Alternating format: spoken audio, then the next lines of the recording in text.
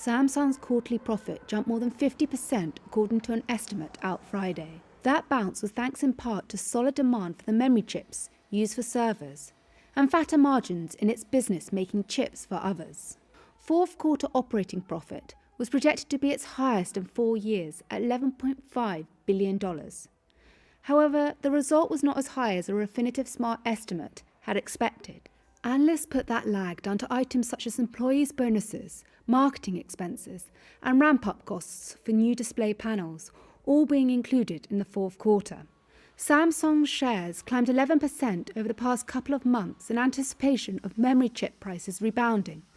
The recovery is driven by new data centers and demand for videos, games, conferencing, and other traffic-heavy services.